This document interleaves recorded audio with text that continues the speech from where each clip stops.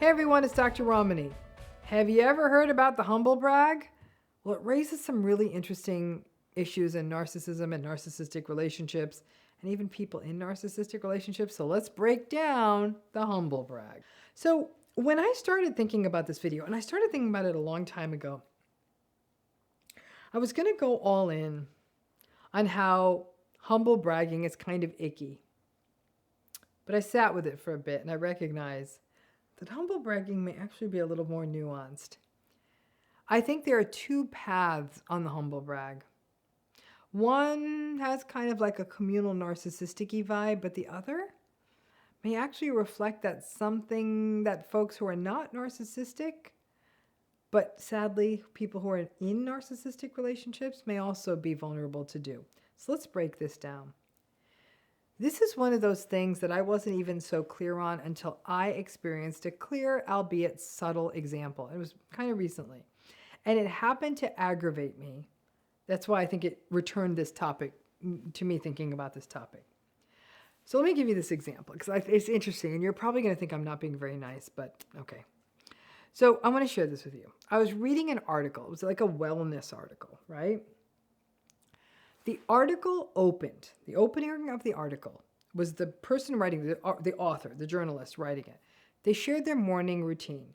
The person woke up at some obscene, early, dark night of the soul time, like 4 a.m. I have no idea when this person goes to bed. They wake up at 4 a.m., they jump out of bed with their partner, drink their water, brush their teeth, make an electrolyte drink, goes to the gym, comes home. Together they prepare their meals, so they're ready for the day. The partner apparently makes their perfectly balanced breakfast. The person writing the article makes their lunch and packs the spouse's lunch, feeds the dog, and then the morning routine author of the article and the spouse eat together. They talk about the day ahead. The spouse goes to work, and then this person writing the article showers, dresses, meditates, reads, writes, and then works. Every single day. I think they might take weekends off. Then the person meanders in the article. The next part of the article is where this person says, I'm not a tech guy or an influencer. This is just what works for me. I was kind of imagining this person sort of batting their lashes when they say this. Then they go on to say, it's not like I do a cold plunge or anything. I actually had to look up what a cold plunge is, which for those of you who also don't know, it's what it sounds like. It's like a cold tub a person immerses in. I'm not clear on when suffering became the path to health, but okay. But then the author says, you don't have to do your morning routine the way I do. You just need to do what works for you. So let me bring you a diversity of perspectives here, folks. FYI, you want to know my morning routine? I get up sometime between 5 a.m. and 7:15 a.m., depending on the time of my first meeting. I'm on the West Coast, so I often have to get up early to deal with meetings if they're on the East Coast or with people in Europe or in other regions. The first thing I say to myself when I wake up is, damn, I am so tired. I typically have a cat's butt in my face.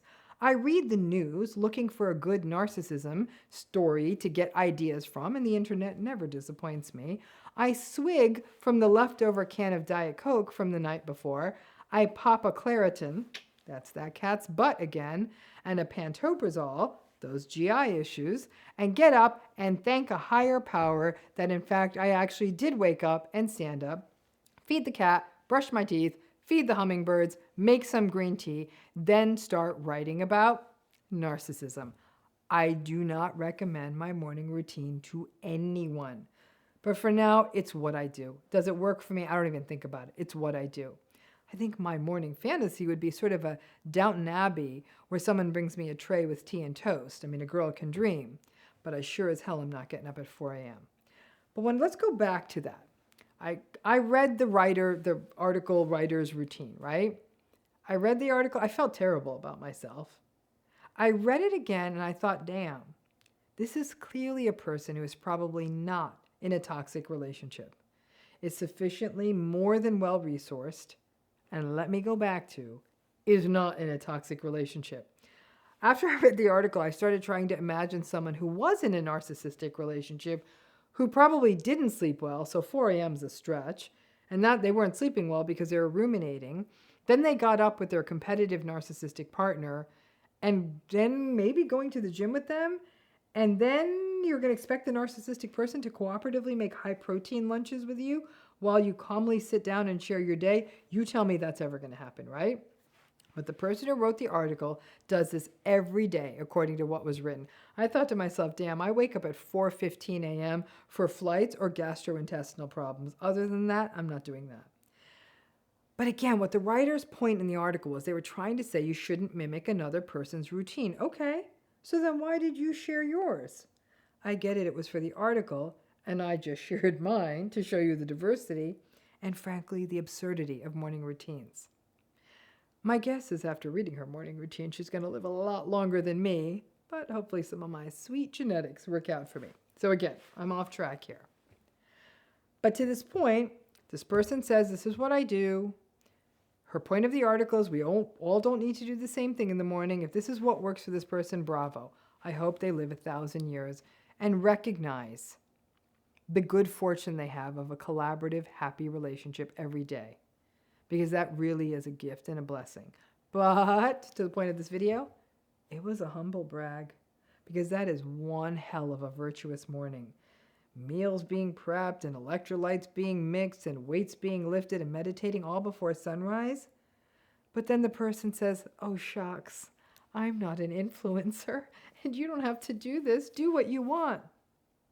After reading that, my world of cat butts, narcissism news, Diet Coke, and allergy pills doesn't sound like it was the right answer to the whole morning routine thing. So let's go back to the humble brag. I understand where the humble brag comes from. Psychologically, I understand it, right? It's meant to be better than the overt brag. It's sort of backed up with, let me tell you about this great thing I do, but I'm not all that. Personally, Dr. Ramani here, I prefer an overt, arrogant brag. I just think it's more honest. It may not feel good to listen to it, but there's no pretense. It's stripped down, and the other person in the conversation never has to say, no, that's amazing, you're amazing. With the overt, arrogant brag, you could just listen and not feel confused. The overt brag is nice, clean, lean, and mean, right? But I give this example, like I said, I read it recently. It's sometimes hard to come up with good humble brag examples, but it made me think of what were other examples of humble brags. Other ones could be, Johnny's going to Harvard. I just let him be him, and it happened. We feel so blessed. Did it really just happen?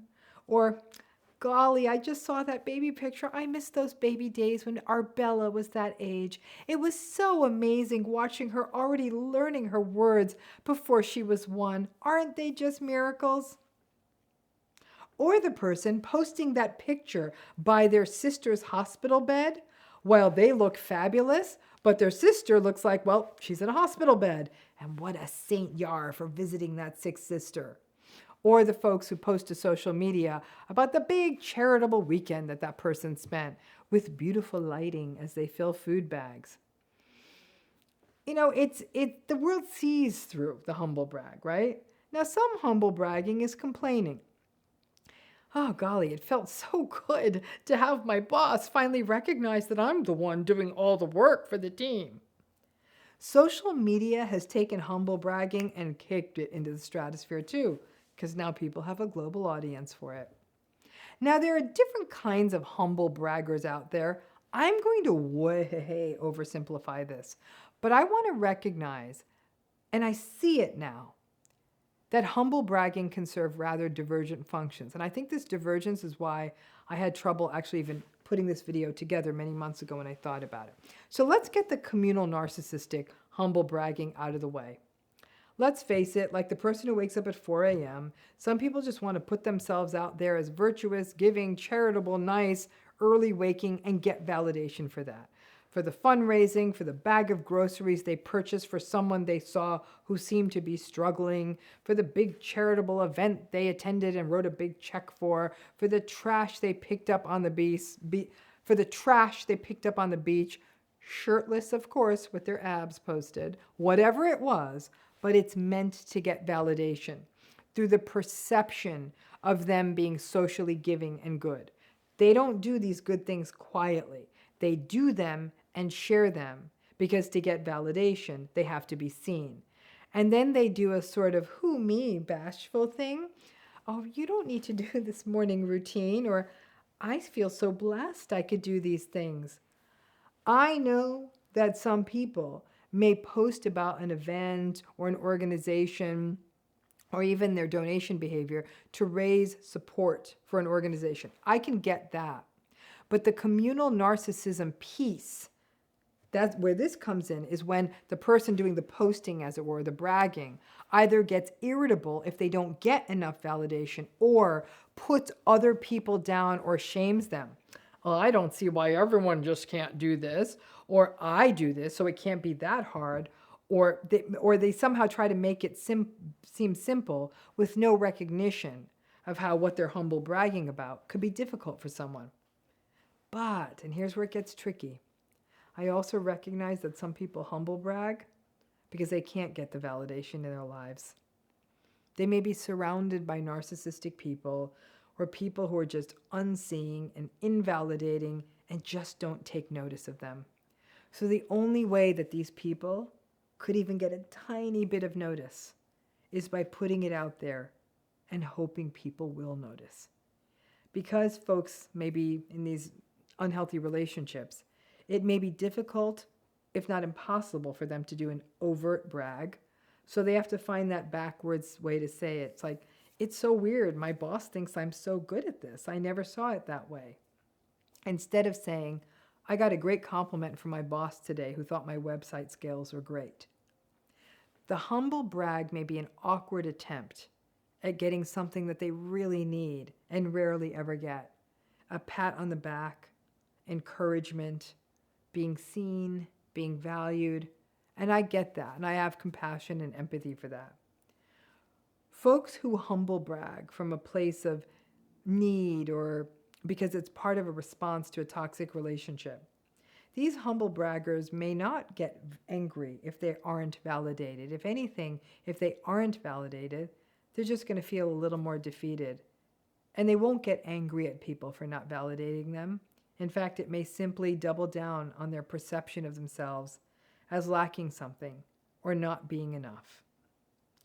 It's easy to roll eyes at the humble brag. Certainly I did in this video. 4:15 is not happening.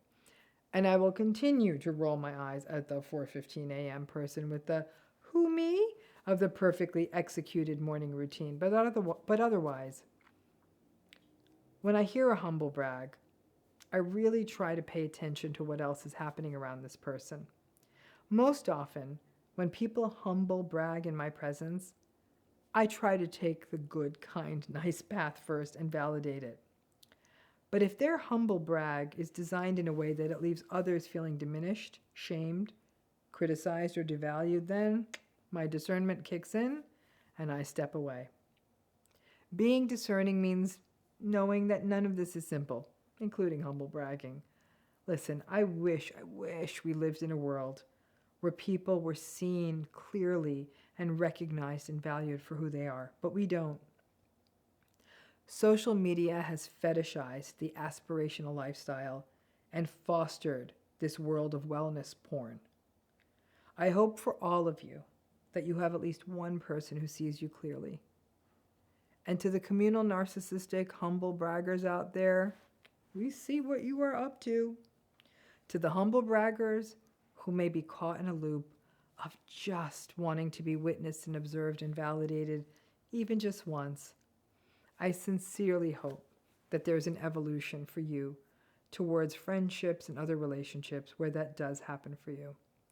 For all of us, though, the hard work is figuring out what we are about and who we are and living in line with that. Narcissistic relationships can take that from us and hope that we do have that one person who sees our true self, the good, the bad, and the indifferent, and still loves and notices us. So listen, from a good-hearted place, I'll say to that person who wakes up at 4 a.m. and makes her high-protein breakfast, thanks for giving me something to aspire to, but you could have toned it down. Thanks again.